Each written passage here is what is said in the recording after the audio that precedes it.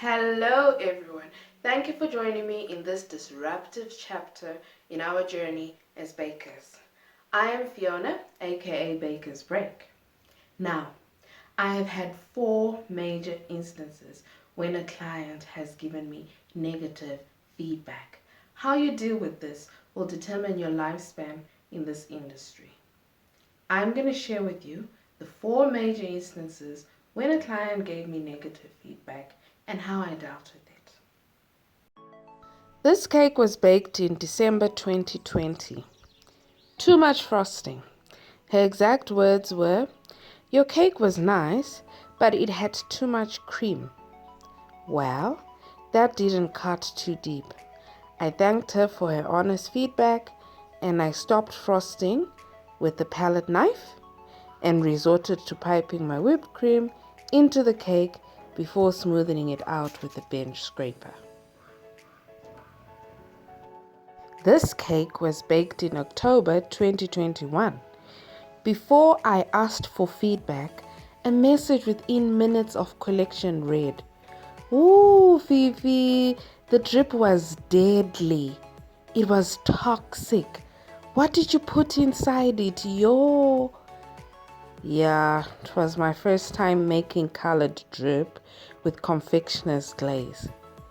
Whether I put too much or too little, something went wrong in the measurements.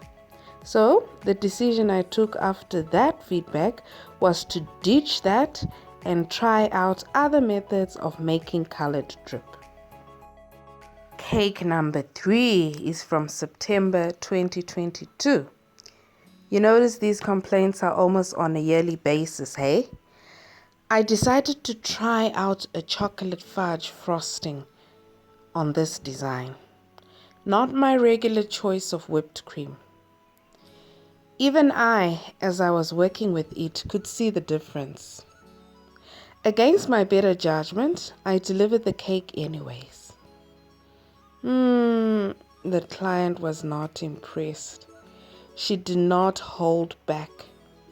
She said, "Fifi, I don't like this cake. What did you do with the cream? All my workmates failed to eat it." Yeah, now this cut deep. I immediately apologized and admitted I had changed the frosting.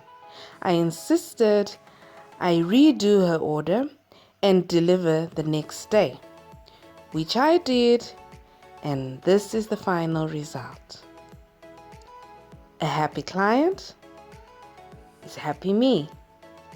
Never again would I change recipes on a client's order.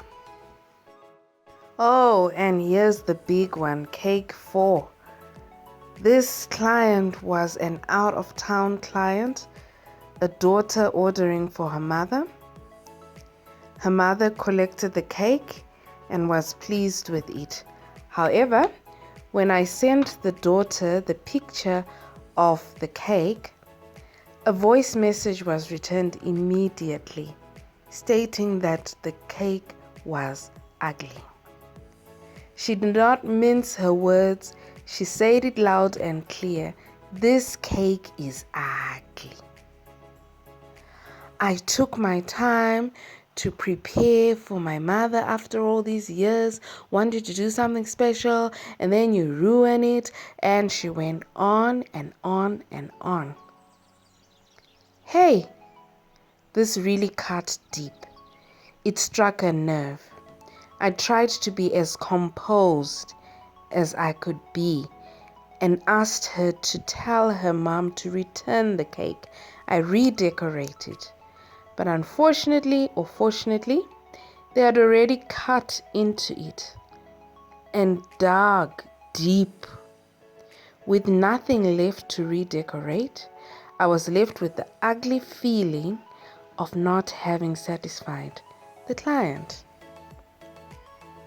How did I handle this one? Well, I shared the audio with my husband, my sisters, and they all encouraged me to take heart. If mom enjoyed the cake, then they'll come back. And sure enough, they did keep inquiring about prices for various other designs. Through all these experiences, I didn't stop continuing to make people happy. I just learned to go the extra mile to 100% understand the particular design a client needs before working on it. I hope this video has helped someone to rise above the negative feedback from clients. Share in the comments. I'd like to hear how you have dealt with negative feedback from clients. Until next time, have a good one.